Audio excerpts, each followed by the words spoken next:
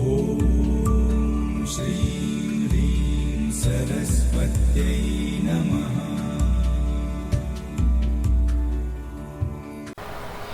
नमस्ते, welcome to history मंत्रा। आज हम पढ़ेंगे पेंटिंग्स के बारे में। मिडीवल एरा में पेंटिंग्स का क्या रोल था, कैसे कैसे कौन कौन से इन्फ्लुएंस थे, जैसे कि central Asian influence, Persian influence, Christian influence, इन सब का मुगल पीरियड की पेंटिंग्स पे क्या असर हुआ। नए नए ट्रेंड्स जो हम बाबर से लेकर जहांगीर तक देखेंगे, और फिर जहांगीर के बाद औरंगजेब तक जो पतन आया वो देखेंगे। मतलब पूरा समझेंगे कि क्या क्या ट्रेंड्स आए, जैसे जैसे नए नए रूलर आए वैसे वैसे कौन कौन से नए नए ट्रेंड्स आए। और दूसरा, ये मिनिएचर पेंटिंग्स क्या है, इन सब के बारे में पढ़ेंगे। और सब में सबसे इम्पोर्टेंट क्वेश्चन, जो सबसे इम्पोर्टेंट रूलर है वो है जहांगीर। जहांगीर की पेंटिंग्स के ऊपर डेफिनेटली एक शॉर्ट नोट तो आते ही आता है। ये एक पूरा क्वेश्चन भी आ जाएगा कि मुगल मिनिएचर पेंटिंग्स को एक्सप्लेन कीजिए। तो बहुत आसान है ये topic. Let's start. Mughal miniature paintings, art और आर्किटेक्चर हमेशा से एक बहुत ही इम्पॉर्टेंट एलिमेंट रहा है। दिल्ली सल्तनत और मुगल डायनेस्टी दोनों जब भी इस कॉन्टिनेंट पर आकर बसना शुरू हुए तो उनकी संस्कृति और कला का मिलना स्वाभाविक था। पेंटिंग्स बहुत इम्पॉर्टेंट भाग रही हैं आर्ट एंड आर्किटेक्चर का। ऑब्वियसली पेंटिंग से ही तो आर्ट होता है ना। पेंटिंग्स हमेशा एक इम्पॉर्टेंट हिस्सा रहेंगी आर्ट एंड आर्किटेक्चर का। मुगल एरा में काफ़ी सारी फॉर्म्स ऑफ पेंटिंग बनाई गई। इस यूनिट में हम पढ़ेंगे कि वो कैसी कैसी वो पेंटिंग्स थी, क्या क्या था, और क्या क्या नए नए ट्रेंड्स हुए जब जब रूलर्स चेंज हुए, और मुगल मिनिएचर पेंटिंग्स क्या है। सबसे पहले हम देखते हैं सेंट्रल और Persian influence on paintings.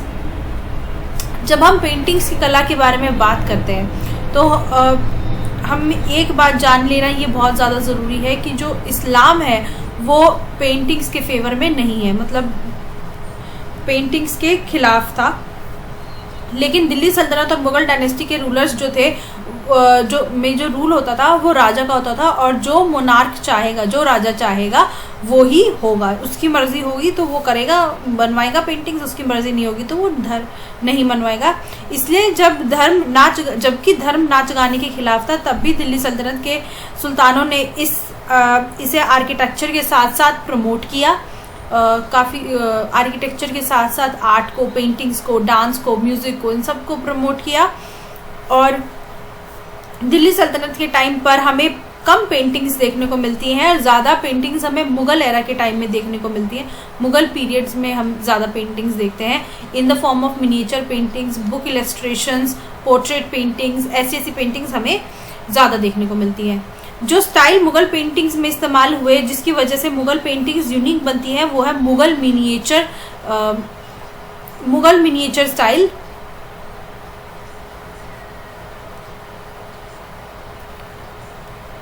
Miniature work और मिनिएचर स्टाइल, इनका इस्तेमाल किताबों में किया जाता था, एल्बम्स में किया जाता था। जैसे जो वो बुक्स नहीं बनवाते थे, अकबरनामा, बाबरनामा, आपको याद हो तो, उन बुक्स में ये इस तरीके की पेंटिंग्स उन बुक्स को डेकोरेट करने में या इलेबोरेट करने में इन पेंटिंग्स का इस्तेमाल होता था।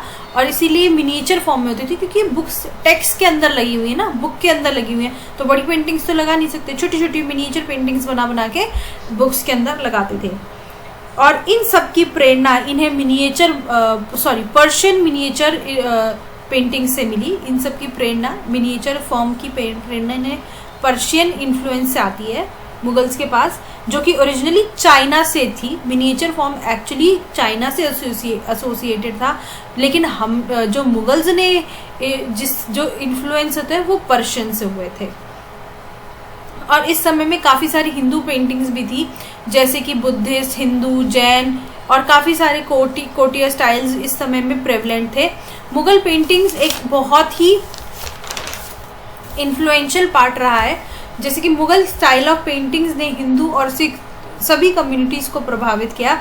इसमें पर्शिया और इंडिजीनियस दोनों एलिमेंट थे। देखो, पर्शियन भी, इंडिजीनियस मतलब अपने घर के, घरेलू मतलब भारतीय एलिमेंट्स भी, और पर्शियन एलिमेंट्स, दोनों एलिमेंट्स मौजूद थे, जिसकी वजह से दोनों कल्चर्स में पॉपुलर हुई, पर्शियन में भी और इंडियन में भी। और ये भी देखा गया कि इन पेंटिंग्स के डिज़ाइन में तुर्की अफगानी स्टाइल को जोड़ा जाता है, तुर्की और अफगानी दोनों स्टाइल्स को जोड़ा जाता है दिल्ली सल्तनत के टाइम पे।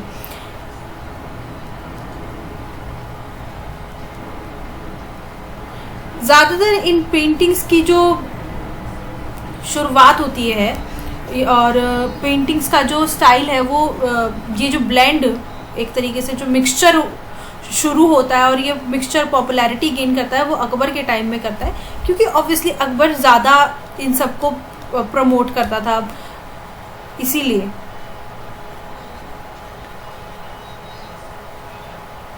इन सभी पेंटिंग्स को मुस्लिम ट्रेडिशन से जोड़ा गया। जब दिल्ली सल्तनत का पतन हुआ, उसके बाद मुगल्स यहाँ आए तो मुगल्स ने इसे पेट्रोनाइज करना शुरू कर दिया। बाबर ने नहीं किया, हुमायूं तो लड़ने में ही चला गया, और उसके बाद आया अकबर, तो अकबर ने इस सब को प्रमोट किया और पेट्रोनाइज किया। ठीक है, तो फर्स्ट एवर मैन्यूस्क्रिप्ट रिसीव्ड जो थी वो थी मांडू, ये फर्स्ट एवर मैन्यूस्क्रिप्ट है पेंटिंग्स के ऊपर। अब हम शुरू करते हैं एक सीरीज,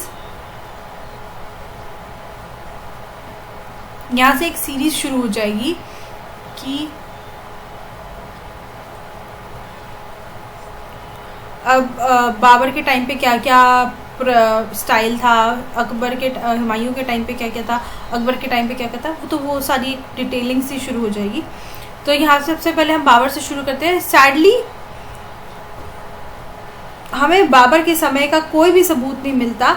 उनके स्टाइल्स का वर्णन हम अकबर के समय में पता चलता है कि कैसे बाबर ने अपने जब बाबर नई ज़मीन पर आए, आई मीन बाबर इंडिया आए, नई ज़मीन पर मेरा मतलब है इंडिया आए, तो उन्होंने नए जानवरों को देखा और उनका विस्तार पूर्वक वर्णन किया। तैमूर के टाइम की कई स्क्रिप्चर्स में भी रॉयल सील्स के बारे में हमें देखने को मिलता है कि तैमूर ने भी इस बारे में बात की है कि इन पेंटिंग्स के बारे में, स्क्रिप्ट्स के बारे में, रॉयल सील्स के बारे में उन्होंने भी आर्ट एंड लिटरेचर को पैटर्नाइज किया था इंडिया में। मुगल पेंटिंग्स को पर्शियन मिनिएचर पेंटिंग्स से ज़्यादा पहचान और सराहना मिलती है उनके यूनिक स्टाइल की वजह से। कहने का मतलब है जो पर्शियन मिनिएचर्स हैं जिससे मुगल मिनिएचर्स इन्फ्लुएंस हुए थे, मुगल मिनिएचर्स ज़्यादा अप्रिशिएटेड हैं और ज़्यादा सराहना मिलती है क्योंकि इनका जो स्टाइल था वो बहुत अलग था। इसमें जो थीम थी वो ज़्यादातर प्लांट्स और एनिमल्स की थी, जो और बहुत ही खूबसूरती से पेश किया जाता था।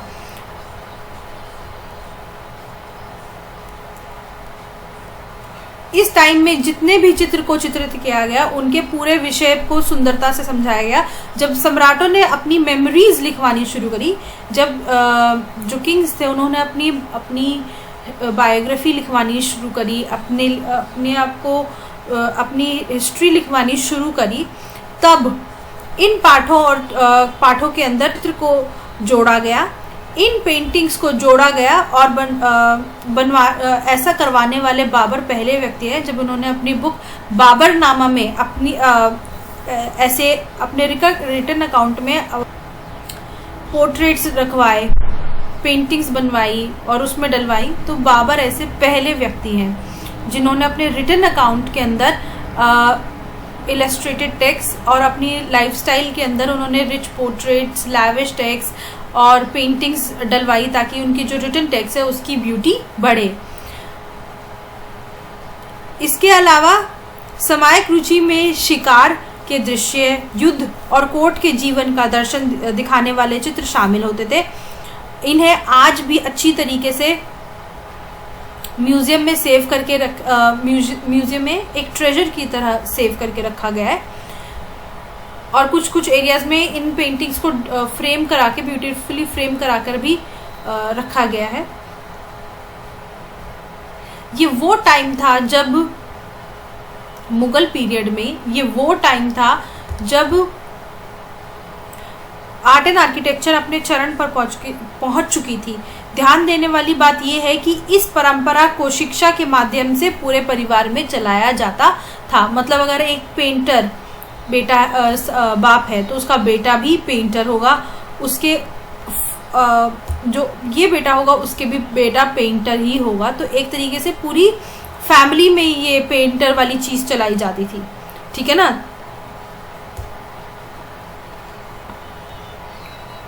अब आते हैं हुमायूं पे। Humayun was the second emperor of the Mughal dynasty.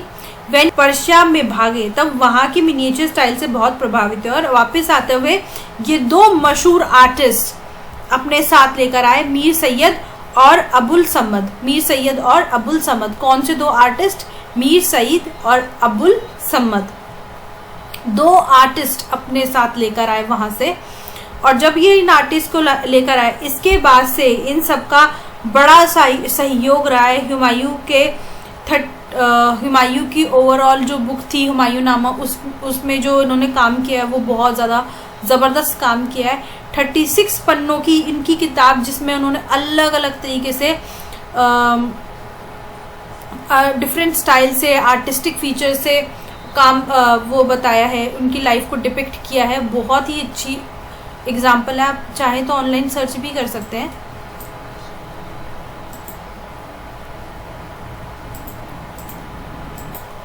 इसके बाद आते हैं जहांगीर। जहांगीर के टाइम में जो सबसे ज़्यादा जो उन्होंने काम किया है वो क्रिश्चियन आर्ट वर्क्स के ऊपर किया है। मतलब वो क्रिश्चियन आर्ट वर्क्स को ज़्यादा अप्रिशिएट करते थे।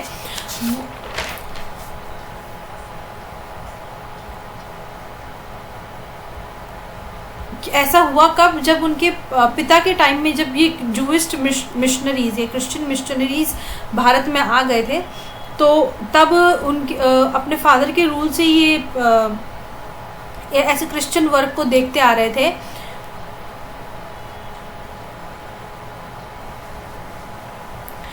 ऐसा किया गया ताकि वो इनसे इंस्पायर होकर जो उस समय क्रिश्चियन वर्क के रेप्लिका बना सके। इस समय में इस्तेमाल की गई आइकोनोग्राफिक फीचर्स और पिक्टोरियल रिप्रेजेंटेशन पूरे रेनेसांस आर्ट पीरियड से जोड़े जाते हैं, मतलब सिमिलर दिखते हैं।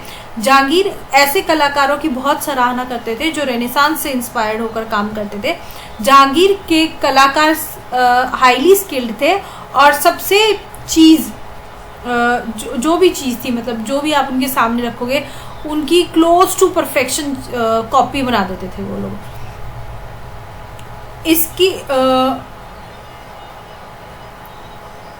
इस समय का जो सबसे बड़ा चैलेंज था कि आप कि जो आर्टिस्ट है वो कैसे एकदम सेम टू सेम कॉपी बना दे उसी सामान की। मतलब वो दूसरे कल्चर से भी प्रभावित रहते थे, लेकिन मुख्यतः जो वो ज़्यादा इंस्पायर्ड रहते थे वो यूरोपियन स्टाइल से रहते थे, मेजरली इसलिए क्योंकि उन्होंने क्रिश्चियन आर्ट वर्क से ज़्यादा इन्फ्लुएंस रहते थे। अब हम देखते हैं ट्रेंड्स। अकबर जहांगीर के अंडर क्या क्या मिनिएचर ट्रेंड्स थे। सबसे पहले एक बहुत इम्पॉर्टेंट बात, जो मुगल रूलर्स थे वो ज़्यादातर पेंटिंग्स के पेट्रिज करते थे। अकबर के टाइम में सबसे ज़्यादा कंट्रीब्यूशन होता था मुगल पेंटिंग्स में। इनके यहाँ 100 से भी ज़्यादा आर्टिस्ट होते थे, जिसमें मोस्टली हिंदू आर्टिस्ट थे, और इनको गाइड करने वाले मास्टर्स पर्शियन थे। लेकिन इनको गाइड करने वाले मास्टर्स पर्शियन थे जो हुमायूं द्वारा भारत लेकर आए थे। कौन थे वो? मीर सईद और अबुल समद। मीर सईद और अबुल समद। मीर सईद और अबुल समद। अकबर की मृत्यु के बाद उनकी लाइब्रेरी में 24,000 से भी ज़्यादा इलस्ट्रेटेड मैन्यूस्क्रिप्ट्स हमें मिलती हैं। हमने पहले ही पढ़ लिया था ये कि कैसे हुमायूं द्वारा दो पर्शियन बहुत ही फेमस ग्रेट पर्शियन पेंटर्स को भारत लाया गया, मीर सईद और अबुल समद को, और उन्होंने कैसे कैसे पूरी मुगल पेंटिंग्स में अपना बहुत बड़ा योगदान दिया। उसके बाद जो दूसरे बहुत फेमस पेंटर थे वो थे दसवंत, जो कि हिंदू थे और अकबर के यहाँ पेंटिंग का काम करते थे, और इनकी कुछ पेंटिंग्स हमें अकबरनामा में भी देखने को मिलती हैं। दूसरे मंसूर थे, वो भी बहुत फेमस थे। जहांगीर खुद एक बहुत ज़्यादा अच्छे और आर्टिस्ट थे। लेकिन जब हम देखते हैं शाहजहां और औरंगजेब का टाइम, तो हमें पता चलता है कि पेंटिंग्स में ना एक तरीके का डिक्लाइन आ जाता है और जो कलाकार है वो दूसरे क्षेत्रों में चले जाते हैं, सिंपली बिकॉज इन टाइम के मुगल रूलर्स ने पेंटिंग्स को पेटनेज करना बंद कर दिया था। शाहजहां और औरंगजेब के टाइम पे, मतलब ये जो अब तक हम पढ़ते आ रहे हैं ना, कितनी अच्छी पेंटिंग्स है, इतनी अच्छी पेंटिंग्स है, इतनी अच्छी पेंटिंग्स है, शाहजहां के आते ही ये पेंटिंग्स खत्म हो जाती है। शाहजहां और औरंगजेब ने इनको पेटनेज नहीं किया और जो आर्टिस्ट हैं वो दूसरे क्षेत्रों में चले जाते हैं और फिर नया स्टाइल आता है। और जैसे राजस्थानी, कांगड़ा, डेक्कन, ये सेंटर्स बन जाते हैं आर्ट के, और राजपूताना स्टाइल पर मिनिएचर पेंटिंग्स का इफेक्ट हमें देखने को मिलता है। और इन जो ये Rajputana style of miniature paintings थी, इनका इस्तेमाल बुक के कवर्स में, किंग्स के पोर्ट्रेट्स बनाने में और सीन्स बनाने में, कोर्ट के, हिंदू माइथोलॉजी में, भगवान कृष्ण की लाइफ को पेंट करने में, बर्ड्स में, एनिमल्स में, इन सारी थीम्स में ये पेंटिंग्स इस्तेमाल की जाने लगी। राजपूताना मिनिएचर पेंटिंग्स, अगर इन्हें नाम देना चाहे तो कोई, तो राजपूताना मिनिएचर पेंटिंग्स बननी शुरू हो गई जब शाहजहां और औरंगजेब ने, इन मुगल रूलर्स ने पेंटर्स को पेट्रनाइज करना बंद कर दिया। अब आते हैं अकबर के स्टाइल पे। अकबर ना सिर्फ अपने काल के वास्तुकला के लिए जाने जाते हैं, बल्कि वो अच्छे चित्रों के लिए भी जाने जाते हैं। अकबर वो हैं जिन्हें कहा जाता है कि उनकी आंखें फाइन आर्ट्स को एकदम से अप्रिशिएट कर लेती है और ढूंढ लेती हैं। Design, ornamentation, manuscript, illustrations, writings, इन सब चीज़ों को, इन सब क्वालिटीज़ को अकबर बहुत सराहते थे। उनकी इस पसंद का कारण था उनका इंडियन इन्फ्लुएंस, भारतीय प्रभाव। ब्राइट कलर्स के साथ साथ बैकग्राउंड, दीवारों पर मिनिएचर्स की सुंदरता, सभी इंडियन इन्फ्लुएंस से आई हैं, क्योंकि ये इंडियन ही थे। मतलब ऑब्वियसली ये इंडियन है, इंडियन ही थे नहीं, इंडियन ही है। उस समय में वहाँ 3 सबसे प्रसिद्ध फेमस पेंटर्स होते थे, दसवंत, लाल और बसवान। ये 3 फेमस पेंटर्स थे। हुमायूं के 2 पेंटर्स, मीर सईद, अबुल समद, और अकबर के 3 पेंटर्स, दसवंत, लाल, बसवान, DLB, ऐसे याद कर लो, DLB। अगर कोई MCQ के लिए तैयार कर रहा है तो वो ऐसे याद कर सकता है, DLB, दसवंत लाल बसवान, दसवंत लाल बसवान। ये अकबर के फेमस पेंटर्स थे, तीनों ही हिंदू थे, जो मुख्य रूप से अकबर के लिए डिज़ाइन और पेंटिंग्स का काम करते थे। अकबर चित्रकला के पारखी थे, उन्हें बहुत अच्छे टेस्ट और विस्तार के कारण जाना जाता है। Obviously he had a great test, और हमें देखने को मिलता ही है कि कितने अच्छे टेस्ट है इनका पेंटिंग्स के अंदर। चित्रकला के पारखी थे, उन्हें अच्छी टेस्ट और विस्तार के लिए के कारण ही उन्हें अपने समय के दौरान संस्कृति उत्कृष्टता के उत्तम मकाम तक बनाया। जो उस समय की पेंटिंग्स थी वो अपने हाईएस्ट लेवल पर पहुंच गई थी, ऑल बिकॉज ऑफ अकबर, क्योंकि उन्होंने इस तरीके की बहुत ज़्यादा हेल्प करी पेंटर्स को और पेंटिंग्स को आगे बढ़ाने में। जब बात कारीगरों की और चित्रों से काम करवाने की आती है तो अकबर एक प्रोफेशनलिस्ट बन जाते हैं। वो पूरा सर्वे करते हैं और छोटी से छोटी डिटेल्स पर ध्यान देते हैं। उनकी पसंद की ऐसी पेंटिंग्स का प्रभाव उनके लाइब्रेरी में रखी हुई पुस्तकों से हमें पता चलता है। जब मतलब लाइक प्रोफेशनलिस्ट की तरीके से काम करवाते हैं, not only for the sake of enjoyment के तरीके से आप देखेंगे कि ये पेंटिंग्स नहीं बनाते, ये बिल्कुल प्रॉपरली उसको सीरियस लेकर पेंटिंग्स बनवाते थे। उनकी चित्रकला और कला में रुचि उनके प्रशिक्षण से स्पष्ट हो जाती है। फिर आते हैं जहांगीर के टाइम पे। ये बहुत इम्पॉर्टेंट है, यहाँ से बहुत इम्पॉर्टेंट है। मे बी ज़्यादातर ऐसा हो रहा है अभी आजकल के पेपर्स में कई बार से 2-3 बार से ये हो रहा है कि सिर्फ जहांगीर की पेंटिंग्स के ऊपर या जहांगीर की पेंटिंग पीरियड के ऊपर ही एक क्वेश्चन पूछ लिया जाता है। तो this is very very very important, please इसे अच्छे से पढ़िए। जहांगीर पेंटिंग्स को बहुत संरक्षित करते थे। उन्होंने अपने समय की पेंटिंग्स की गहराई में काफ़ी गहरी रुचि थी। जहांगीर पेंटिंग्स के बहुत बड़े संरक्षक थे। उन्होंने अपने समय की उन्हें पेंटिंग्स में बहुत गहरी रुचि थी, स्पेशली जब वो यंग थे। उन्होंने अपने समय के कई महान चित्रकारों को अपने कोर्ट में रखा था, जैसे मंसूर, अबुल हसन, दसवंत, बसवान, ये सब बहुत फेमस पेंटर्स थे उस समय के, और जो जहांगीर के अंडर काम करते थे। जहांगीर की ऐसी धारणा थी कि वो अपने चित्रकारों को के कार्यों में, ऐसी धारणा थी या ऐसा कहा जाता था कि जहांगीर जो है वो अपने पेंटर्स की काम को कहीं से भी आइडेंटिफाई कर सकते हैं कुछ। और ये भी कहा जाता था कि अगर कई चित्रकार, मान लो एक पेंटिंग है और उसमें कई चित्रकार काम कर रहे हैं, तो उसमें से वो अपने पेंटर्स की ब्रशेस और स्ट्रोक्स से पहचान सकते हैं कि ये मेरे पेंटर ने किया है। मतलब इस लेवल पे और इस डिटेल में जाकर जहांगीर एक एक चीज़ को देखते थे। और जहांगीर को बहुत पसंद थी पेंटिंग, स्पेशली अपने पेंटर्स की।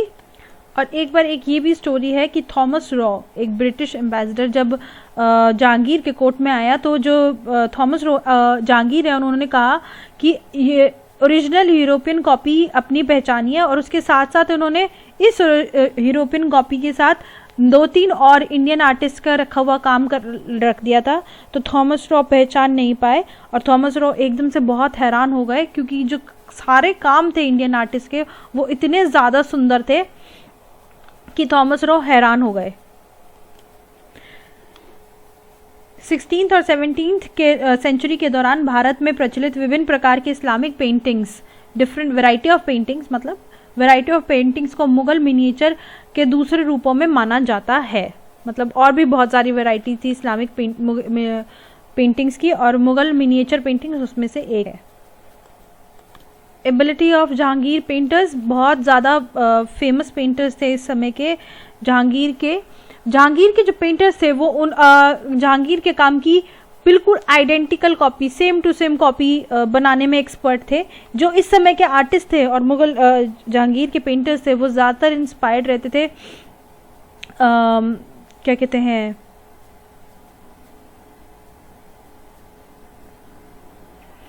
फ्लावर से, ग्रास से, प्लांट से, एनिमल से, बर्ड से, और इन सब को ऑब्जर्व करके नेचर से, कहने का मतलब है नेचर से बहुत ज़्यादा इंस्पायर्ड थे उनके आर्टिस्ट। और इन जो जहांगीर थे वो खुद बहुत क्या कहते हैं, शौकीन थे म्यूज़िक के, पोइट्री के, ट्रैवलिंग के, और इन सब, और वो बचपन से ही आर्टिस्टिक और ऑथेंटिक माहौल में पले बड़े हैं, obviously because his father was Akbar was already a great patronage of painters. उनके ज़्यादातर कामों की थीम्स थी कोर्ट के सीन्स, लोकल वनस्पतियाँ और जीव, विशेष रूप से वो जो उनके राज्य में मिलती हैं, specially found in his kingdom. Imperial albums में से जहांगीर के बारे में हमें पता चलता है कि जो जहांगीर थे वो सूफीज़म में बहुत इंटरेस्ट रखते थे। मुस्लिम रूलर्स में उनको ज़्यादा ध्यान मुस्लिम रूलर्स के बारे में पता चलता है, प्रिंसेस के बारे में पता चलता है, और उस समय की सोसाइटी के बारे में पता चलता है, और उनके यहाँ आने वाले तपस्वियों को दर्शाती हैं ये इम्पीरियल एल्बम्स। वो अपने जो जहांगीर है वो अपने पालतू जानवरों को, अपने चीता को, अपने कबूतरों को, अपने एलिफेंट्स की देखरेख करने के लिए बहुत ज़्यादा फेमस थे। उन्होंने इम्पीरियल एल्बम को आगरा से लाहौर शिफ्ट करवा दिया था, और इस समय में आउटस्टैंडिंग फीमेल पोर्ट्रेट्स भी हमें देखने को मिलती हैं। मतलब बहुत शानदार फीमेल पोर्ट्रेट्स इस समय में आने शुरू हो गई थी। और जहांगीर के टाइम में एक फ्यूजन स्टाइल मिलता है इंडियन, पर्शियन और यूरोपियन का। ठीक है, इंडियन, अब तक इंडियन और पर्शियन हो रहा था, लेकिन अब जहांगीर के टाइम में इंडियन, पर्शियन और यूरोपियन वाला फैक्टर भी मिक्स हो जाता है, क्योंकि क्रिश्चियन आर्टवर्क बहुत पसंद था नहीं, तो इसीलिए।